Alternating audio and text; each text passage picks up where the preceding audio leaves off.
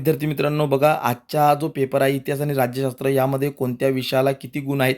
शॉर्टमध्ये तुम्ही आता जर बघू शकता की नेमक्या कोणत्या विषयाला थोडं जास्त वेटेज आपल्याला देता येईल. तर जसं इथे इतिहासाला टोटल 28 गुण दिलेले आहेत आणि राज्यशास्त्राला इथे 12 गुणांचं राज्यशास्त्र आपल्याला विचारलं जाणार आहे.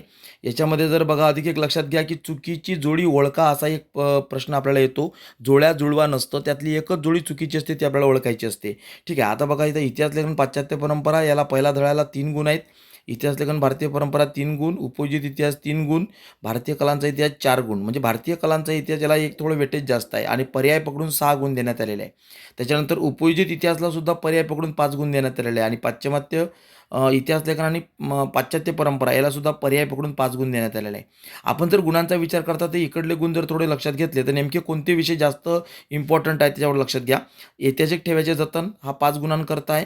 थोडं बहुत जास्त वेटेज देता येईल. प्रसारमाध्यम आणि इतिहास 5 गुण, भारतीय कलांचा इतिहास 6 गुण. त्याच्यानंतर अधिक एक बघा, इथे इतिहास लेखन परंपरा 5 गुण. हे 5 आणि 6 गुणांचे जे हे आहेत लेसन्स आहेत त्याच्यावर थोडं जास्त भर देणं गरजेचं आहे. त्याच्यानंतर पुढे बघा राज्यशास्त्र. राज्यशास्त्रामध्ये संविधानाची वाटचाल याला पर्याय पकडून 5 गुण देण्यात आलेले आहे. त्याच्यानंतर इथं खालचं निवडणूक प्रक्रिया 4 गुण, राजकीय पक्ष 3 गुण, त्यानंतर सामाजिक व राजकीय चळवळी 4 गुण आणि त्याच्यानंतर भारतीय लोकशाही पुढील आव्हाने 3 गुण. अशा टोटल 12 गुणांचं ही प्रश्नपत्रिका आपल्याला येते.